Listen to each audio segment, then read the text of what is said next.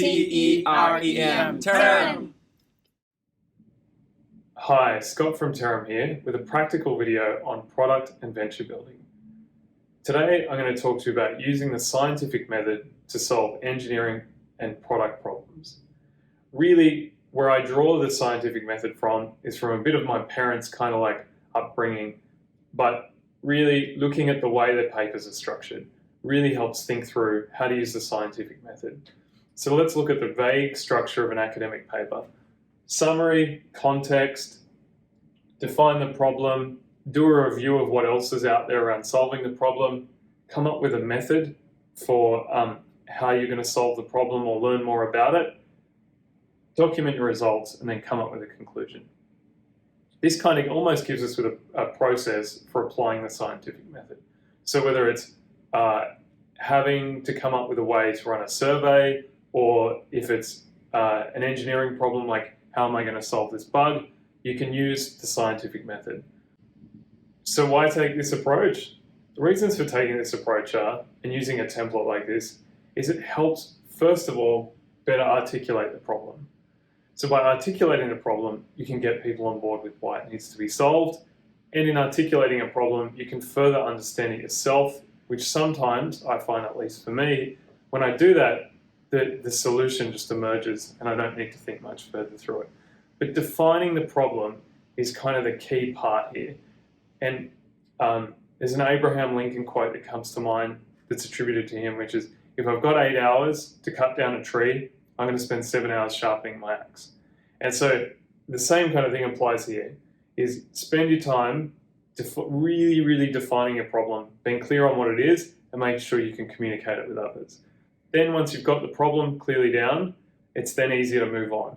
The next part, and the reason why I like the scientific method for solving engineering and product problems, is that this step of review comes in. Too often, I see when people have a problem, if it's in engineering land, the default for a coder or an engineer is to jump in and start writing code. If it's in product land, if it's in any part of product development, everyone jumps into what they know best and what they're familiar with. But really what you want to do is stop and look around. You want to look around at what else is out there. Have other people solved similar problems before? Are there libraries available, whether that's UI kits or whether it's, say, something for processing passwords in a particular way? See what else you can get access to. It might be software as a service platforms, for instance, with analytics that can solve your problem. Have a look, and that's why I love the review step. You can look around and see how others have solved something before you. The next bit, method, is not to jump in and start solving it, but to write out how you're going to go about solving your problem or running your experiment. And sometimes the act of writing it out helps you foresee issues, foresee what's going to go wrong, but can also importantly help you figure out whether you have the resources, the people that you need to go about solving the problem. The next bit is to write down your results.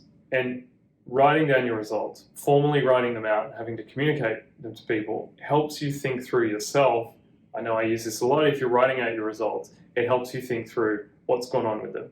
Did I get the results I expected or not? And sometimes you might even want to try and preempt what results may constitute success or failure for the experiment or the problem that you're trying to solve and the solution you're using. Lastly, the easy bit, draw a conclusion. And the conclusion will usually fall out if you follow the steps above. So today, I've really talked through the scientific method and applying it to product or engineering problems.